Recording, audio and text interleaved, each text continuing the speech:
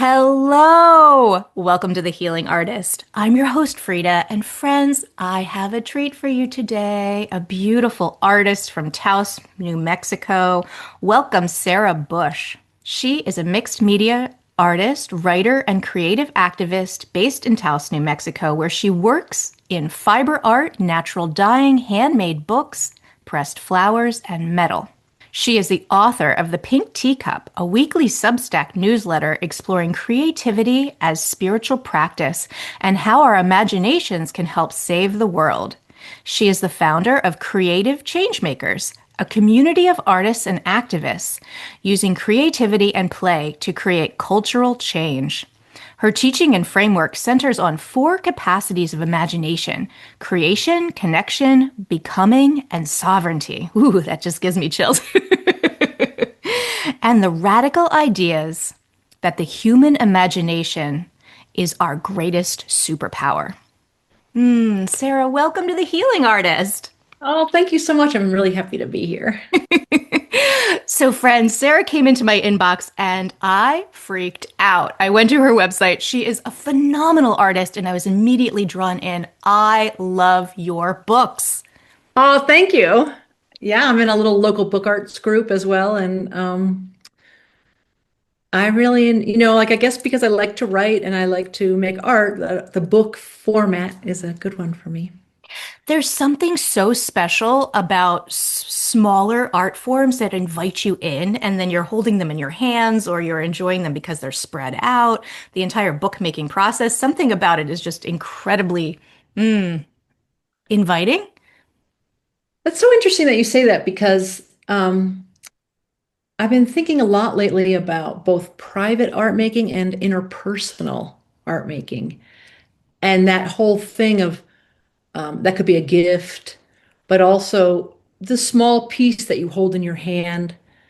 And then in my creative change makers, we've been making these cootie catchers about political issues and resistance and things like that. So, and I like that because then someone has to pick it up and touch it. Yes. And that kind of interpersonal aspect of that, where you make something and another person interacts with it, like a book or the toy. It just has, I just think that there's a big role for that to play. And when we think about art making, it's so often like working in your studio so that you can have a gallery show or an exhibition. And that whole, like the public general kind of experience or or that kind of sharing for the artist being the dream. But I really think that there's such a big role to play in that. And as as we've been online for, in social media for 10, 15 years, I feel like it has an even more important role to play. Mm. Would you say more about that, please? Yeah, I love this direction. Because I think we're a little bit starving for that one-on-one connection. And like even in my group where we do like our main thing is usually what we call tiny signs. We make tiny signs that we put in public spaces like the grocery store, like the tomatoes, or Yes. and I like that as another way of connecting one-on-one, like surprising someone. I love surprises like that. I love finding little pieces like that when people place art. We have these little free art galleries in the Bay Area or little free libraries, and then sometimes they'll have Yeah. little trinkets in it. And when you stumble upon it, it's just like, oh, and it's an invitation for curiosity of like just taking you out of whatever brain space you were in, and like it takes that present moment awareness, and immediately you're with that thing and like, oh, what's this? It's a discovery. Ah. Yeah, and also it's like you're imagining this person who put it there. Yeah. You're And you're thinking, lucky. You found the tiny sign. You found the treat. yeah, or I think I sometimes I imagine people at the grocery store be like, looking, who did that? And I think that that feeling of being in your community, like even that interpersonal thing with a stranger, Hmm. and is to me just as valuable as that. When you make a gift and everything about the artwork that you made is considered in relationship to the person who's receiving it. That's another really powerful way to create and make art. And I just think that those ways aren't talked about very often, or they're dismissed as smaller and less than Mm. processes. Like I think most artists are really, they want to sell their work. And I think that that's a nice thing, but I think that it tends to eclipse everything else. Right. Like sometimes I think we lose ourselves in the process of projecting what we think that others might want to see or what might engage others and then sell, as opposed to what does it actually mean to make work for yourself and then sharing it. Yeah, or make work for a particular other, or Mhm. make work as a kind of little message in a bottle. Yeah, yeah. That's a very true thing.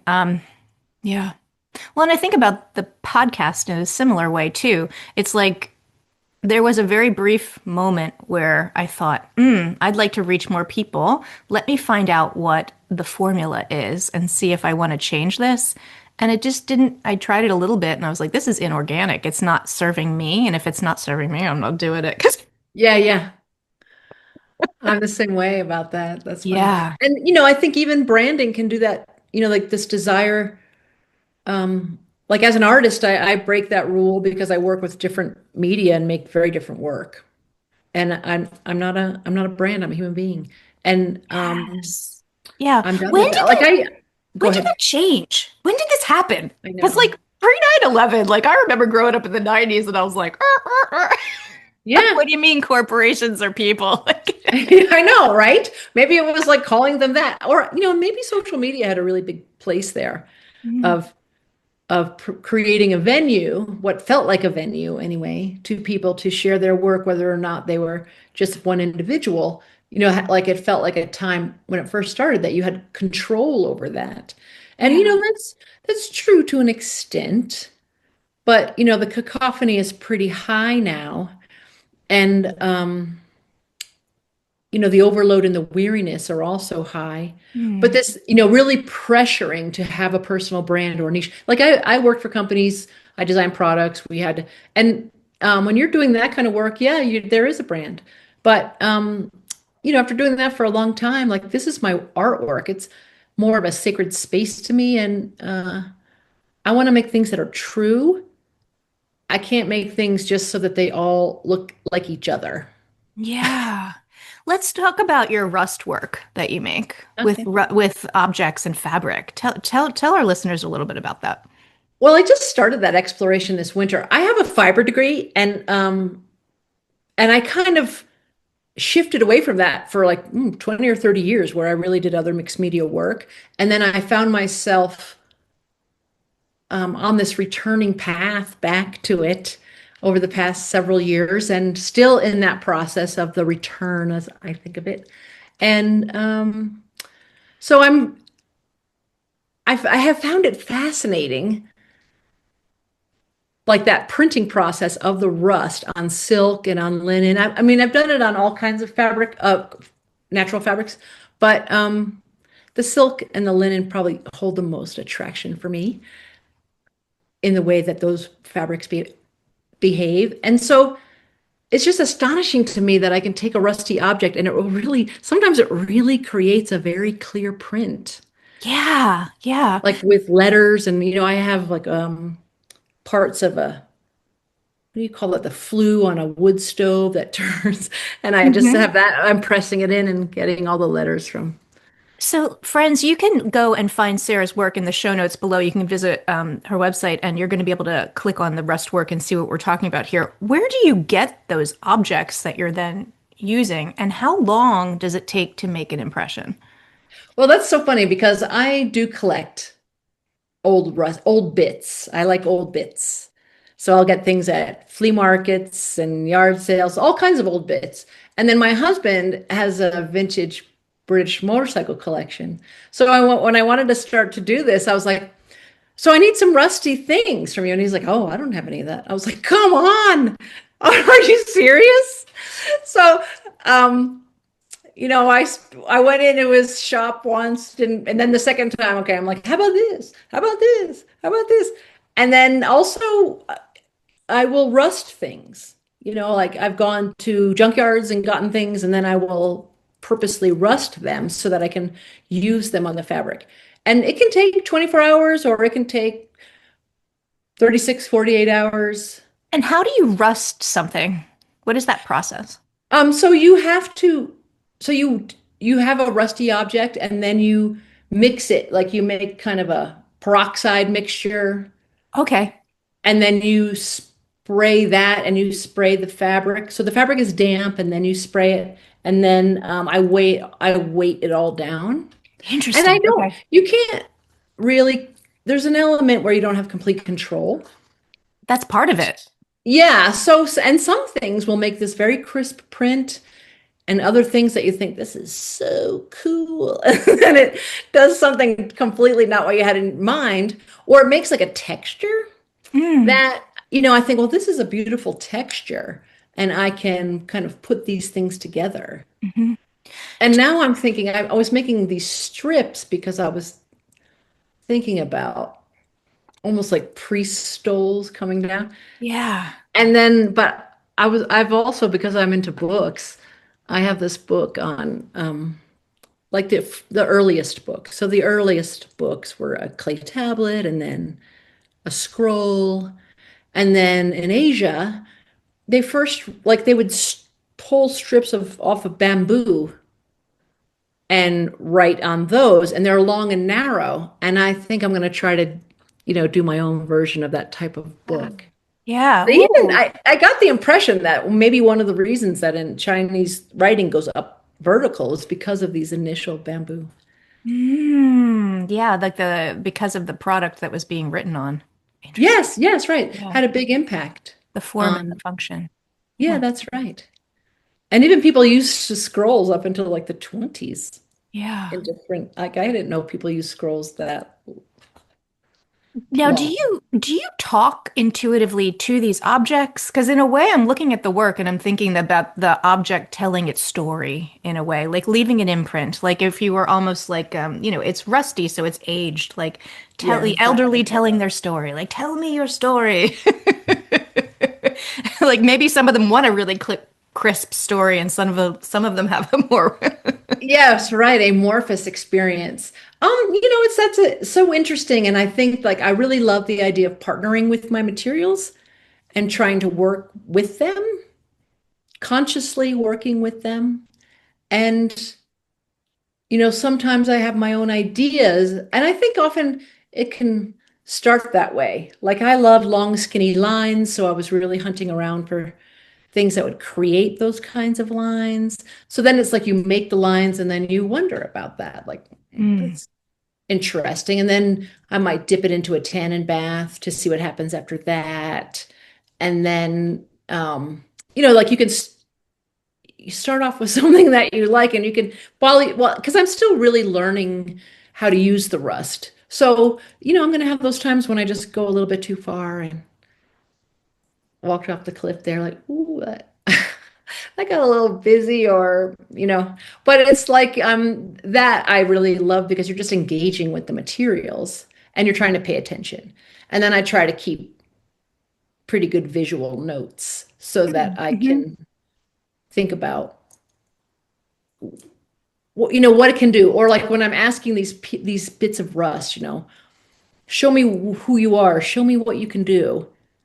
And then I'm thinking, okay, what's my response to that? Yeah, yeah. You I know, love what it. do I want to do here now? And can I repeat that or not? Yeah, the creative play. Yeah, like I have these little rusty pieces that have stars on them. And when I print with them, they look like little sand dollars. I saw that on your website. I thought that And was, I just love I that. wondered what that was. I thought that was so cool. Yeah. Yeah, to me, it's much actually prettier than the physical thing that I started with. And now, how up to date is your tetanus shot? Not that up to date, I don't think. But I'm not cutting myself. I'm Although teasing. I know that, although my husband would come in like, "Are you sure she's not cutting herself?" Because he's like, be careful. But I am gravitating to all kinds of. I did cut up some of them. I know that's true. So Yeah. Um, I'm just being silly. I know. Um, so, so tell me more about your group work, and also let's wrap it in with the healing that you do as well. Um, so you mean like my creative change makers or is that what Yeah, you mean? yeah. Yeah.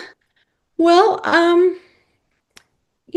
for me, politically, I find this era that we're in challenging.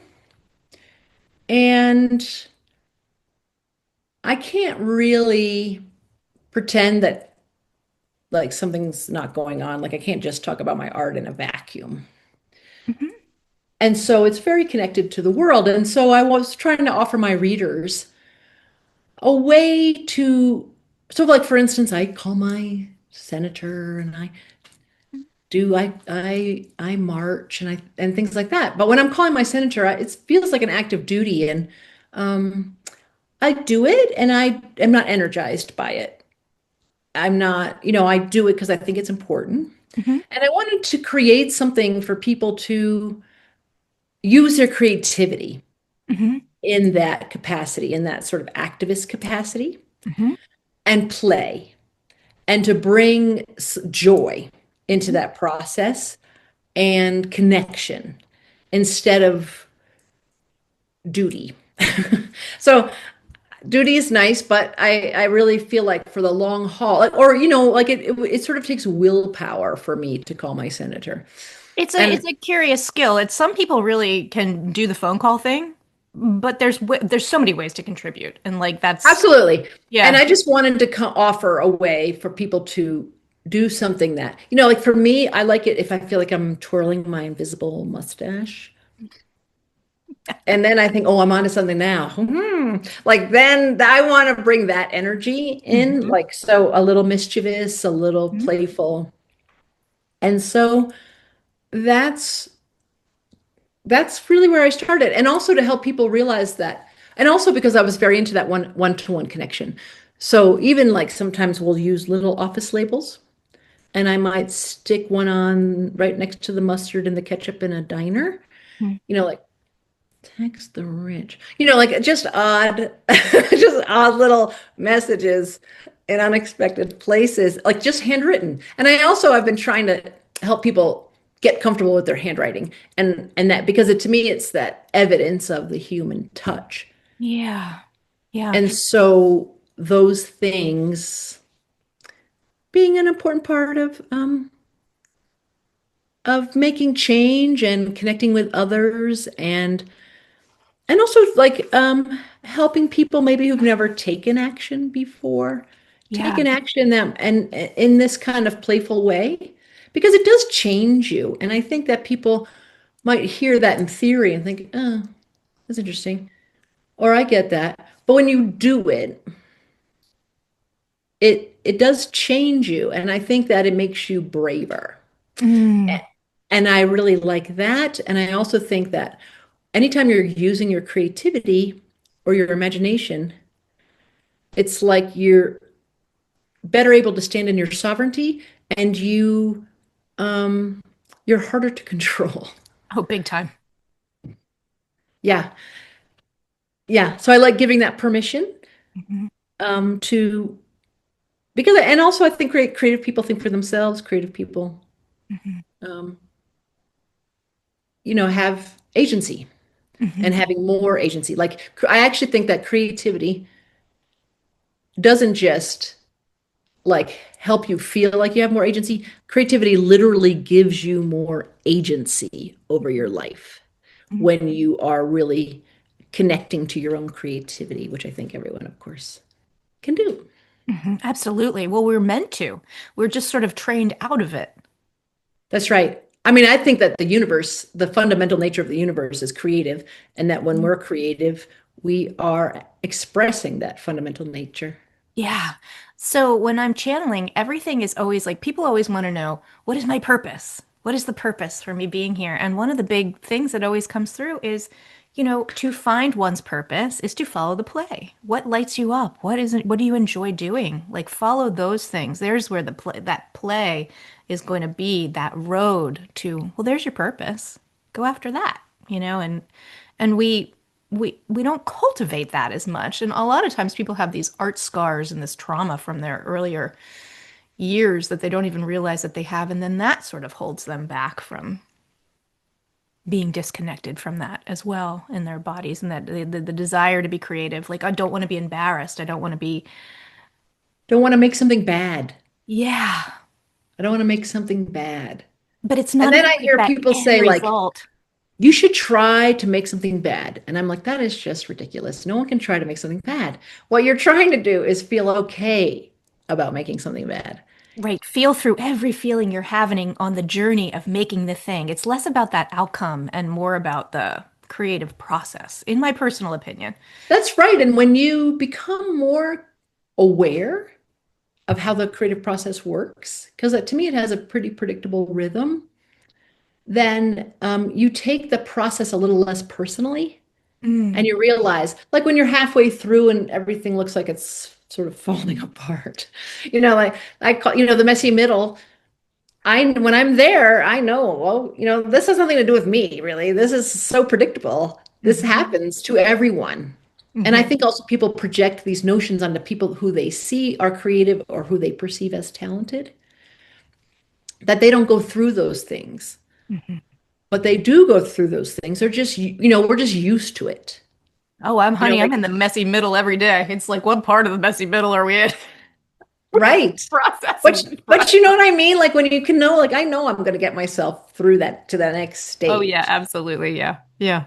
And I think when you're new at it, or if it's been a really long time, that you're not sure about that, and that just comes with practice. Yes. And how do you invite people into that space and sort of hold their hand or lead them or guide them through that? Well, I really like to overtly discuss the creative practice process and how it works, so that they realize that it's not unique to them. I mean, they have their personal process, but there is a creative unfolding that does have a kind of a universal quality to me. And then understanding how it works. I wrote a post fairly recently where I made this list of like things I've learned over 30, 40 years of being an artist. And one of my things was don't put all your stuff away. Say I more. know I'm like, okay, you neat people. I know you're neat. You can't think that it's because it's messy. Well, you can't make work when you put everything away. A Ah, sewing machine that is in the closet does not get used. You are giving yourself no opportunity for um, like impulse or the moment. Like by the time you take the machine out, then you empty up the table, then you put it on there, then that's all gone. It's all gone. And you don't have to be look your studio doesn't have to look like a truck has gone through it, but you have to interact with your materials and you have to interact with your works in progress. And also knowing like most of us get to a certain point with a piece, we don't know what to do next. We don't know how to finish it. And I'm one of my other things is don't work on one thing. I'll just poke yeah. something right to death if it's Hmm. the only thing Yeah, in front of me. So, like things like that. And I've taught workshops where I've made people work on three things at once. that's cool. Because when people do that and they get to the end, they realize, because what happens when you're working on several things at once? They're small, let's say, little collages. One of them will start to feel like it's kind of working out, Hmm. and you get more emotionally invested, and then you start giving it more attention. But when you're working on three at once, often by the end, people realize, oh, like this one over here that I was paying less attention to actually worked out like Hmm. a little bit better, Hmm. because you were, not clutching it as tightly. Yeah, yeah. You're reminding me of growing up and to this day, my father's an artist and he would carry his work around the house with him. So he'd be working, he's an amazing draftsman. He'd work on a drawing and he had like little easels all over the house. So different things. So that's his reading chair or whatever, but he'd have it propped up and he'd just sit and look at it. And it would usually be at dinner at night. Like it would be on the end of the table propped up and he'd be looking at it. And so it would travel with him and he'd go back to his drawing table and make a teeny little change.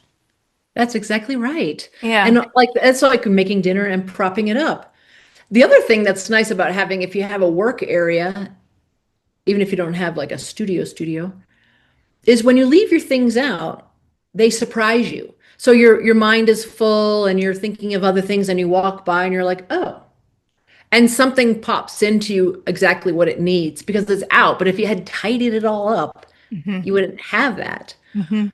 And so that is what my mom did the same thing as an artist. And I just think that's what we need to do because when you're trying to finish something, the other thing I often say is the last 10% can take longer than the first 90 Yes. Hmm. because They're it's little tweaks. all yes, and subtle decisions, like Hmm. your dad making that little Teeny little bit. change. Because he's thinking to himself, what's not working? What is it? What is it? And then it's like, ah, All right. So for our listeners, an invitation to cultivate a creative play space. And then just sort of yes. have that play space available with materials. That's beautiful. I had not ever thought of this in that way before, so I really appreciate you sharing that. Oh, good. And if someone has no ideas, um, like they're thinking, well, if I have a little play space, I don't have any ideas. Like, of course you don't. Making things gives you ideas. You don't have ideas and then make things. You make things and then you have ideas. So if you have no ideas and you're trying to get jump started, just play with the materials themselves. Hmm. Mix color. Take two colors in black and white and make a little chart of color. There's so many simple things you can do Hmm. to and I like connecting with the materials in that way. Like Hmm. you can connect with the materials even in front of the TV if you had markers or and that just keeps your hand in Hmm. and it helps you have continuity. Hmm. Yeah. Yeah. And then showing up for it, showing up for the material, showing up for the creative play. Because there is something in the practice of coming back to it and back to it and back to it. It will come to you the longer you come to it. That's right. And also, I think a lot of people think, well, a real artist, they're always inspired. And I'm just over here being a schmo, uninspired. And no, no, making things makes you inspired, making things gives you ideas, and making things when you're uninspired, like one of my favorite things about having like so many design jobs in my life is that I learned that my creativity was kind of a muscle and I could use it no Yes. matter how I felt. So Hmm. I could be cranky, I could be kind of sick. If I was at work and I had a deadline, I could still be creative. I could make those and that's liberating. Hmm. Hmm. Yeah. So just shifting a little bit, tell me about the pink teacup. Oh, thank you. So it's my weekly newsletter where I do write about all kinds of things, but I have some recurring themes like creativity as a spiritual practice, being all in, like the importance of like kind of being all in on your life Mm. and that like my art practices as well and also that our imaginations really can help save the world because I Oh, I love that. I think that. I I mean, I think think our so too. imaginations kind of got us into this mess and our imaginations are going to be what get us out of this mess. Oh, Sorry. Was that no, no. Hmm. Yeah. There's so much more possibility. There's so much creativity, and people are so creative. Just being allowed to give themselves the freedom to explore and tap in and get into the zone and feel what those feelings feel like. We have the ability to sort of bring from the nothing into the something, bring it forward here. And that is, like you're saying, where big change can take place. Yeah. I believe in humanity. I love people.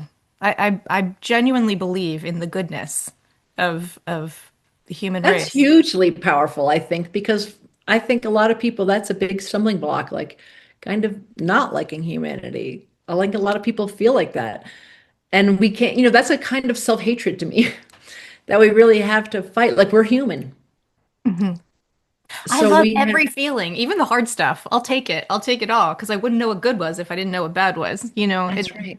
And people are just at different places in their lives, right? So sometimes they can only see so far or through the lens of however dogmatic ways that they were raised. And, then maybe, just maybe, one day they're in the grocery store, they see one of your signs in the tomatoes and they wake up, wake up. And, That honestly, would be nice. you never know. That's right. And I believe spirit touches us, so that spirit comes down sometimes with a little wand and goes boop. And it's just like this one thing can shift an entire person's perspective. And a lot of shifting is taking place right now because there's so much wackiness in the world. It has been pushed to the edge where it is so wild. It is outside the realm of anything that is anything. It's so far gone beyond a movie. And Right? it's like people are getting the electric paddles if they thought things were one thing. It's like, wake up, wake up. Yeah. So, And that's why it's like I feel for me, I want people to really understand themselves as yes. imaginative and creative, and that our imaginations, like if people, anyone who's listening right now, if you look around the room you're in, every single thing in that room started in someone's imagination. Mm-hmm. And then, we kind of take that for granted. And we take for granted, like, often people tell me that they don't have much of an imagination. And I'm like, you're using your imagination every day. Even if they aren't necessarily creating something, like there's a detour sign and you have to imagine a new route home. When you have to cobble together dinner from some funny five things from the pantry. That's you're using your imagination to come up with that. And that's baseline. And to me, that's exciting that that's baseline because that means there's so much possibility in what we can conceive and create Hmm. when we kind of take ownership of our imaginations Hmm. and take Yeah, responsibility for our imaginations and not hand like when we hand over someone our power like right now I think as you're saying like so much is going on and one of those things is people trying to hijack your imagination that's right. and then to me it's so important that you maintain sovereignty over your imagination and that you don't let someone just grab your imagination because the relationship between fear and our imaginations is usually pretty tight. Yep. Like we're pretty good. Most people who even tell me they don't have an imagination are good at worrying, which is a form of imagining, and they're really good at coming up with like a worst case scenario. Yep. Somebody's dead in a ditch because they're 20 minutes late, all the things that we can do. And that's just because our fear and our imagination, that relationship is really familiar. Yeah. Well, we can create another relationship in our imagination, like with our heart and our love and choose to pivot our imaginations towards what we want versus what we don't want and Yeah. to And connect. a big part of this too, that is feels like what you're teaching as well is sort of like it is where we place our attention. So you're helping people place their attention on the creative process, which isn't necessarily like I would say like giving our power away to say social media sites or the news or whatever those different things that you're paying attention to, what we choose to give our energy to, where we choose to spend our time. And if you spend your time with the creative process, getting to know yourself intimately, that is you mostly stepping into your sovereignty as a human, and that's beautiful. There's relief at the end of that, even though it might feel scary when you're first stepping into it. At the end of that, that's a life well lived. And even if, and even when you're doing that and then you're watching social media and you're reading messages like, we're so screwed, you know, when you are in control of your imagination, you can think, is that true? I don't, You can and question. what else could it mean? What else can I do? What can I offer? What kind of connection can I make? Like even when people are empathizing with another, that's the use of your imagination. You are imagining how another person feels. Yeah. And so all that capacity is inside of us. Hmm.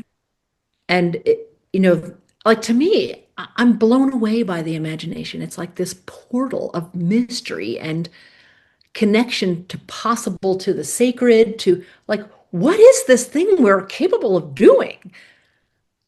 Like, I it's believe we create nuts. our own realities with our imagination. Like we can Yes, create we how are much we're imagining our suffering or not lives. suffering. That's right. We're imagining our lives every minute. We're imagining our lives. And if we just imagine the same thing over and over again, it can feel like we're not imagining it because it feels very routine. But we are imagining our lives. That's a really good point. And like our world though, however, is built in order to keep you from your imagination. So you have to make a conscious effort to go to it. And also, we have a cultural imagination. We have a shared cultural Yes. imagination, like and different countries have different ones. Like we have this perception of ourselves as Americans Uh-huh, that that's currently being challenged. it is, or like we are all using, we're using the same words and thinking, oh, that's not what that word means. But that, um, that is like who controls the cultural imagination, perhaps, is up for grabs right now. And what we want to be as a people. And I think that is using the imagination. That's like there's some famous writer who called it like the imagination is like the collective fiction, like where our stories of meaning making, Mhm, our values. This is what is important. This is what is not important. mhm, That is we have made when you're making a story, you're using your imagination and it doesn't make it not real. It doesn't make it less. It makes it more real to me. Like this ability to create something from nothing in your head. Wow.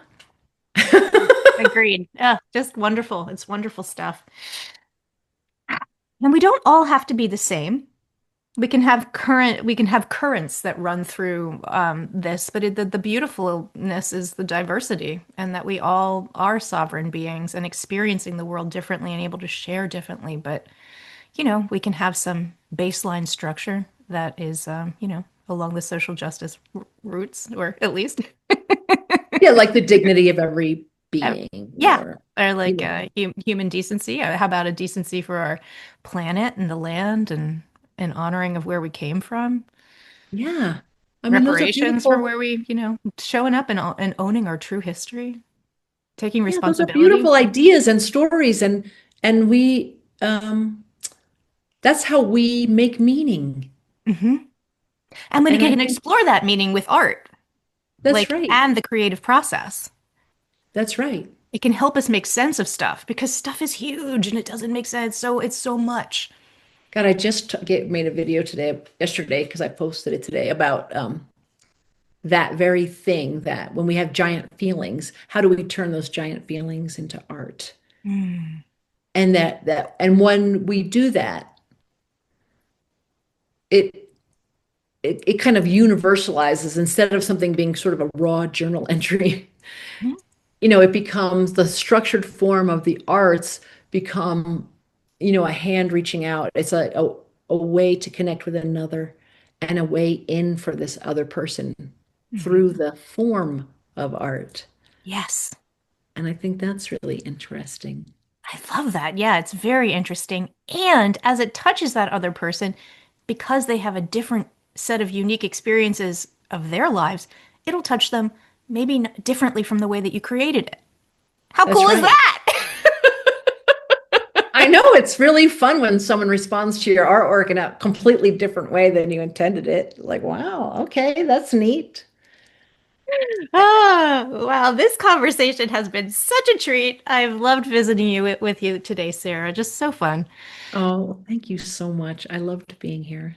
So all of Sarah's information will be in the show notes. Please go check out her Substack, The Pink Teacup, and also her website. And look at this work. It is just so beautiful. And now, do you have a way for folks to, do you do online stuff or are you more communally in your neighborhood?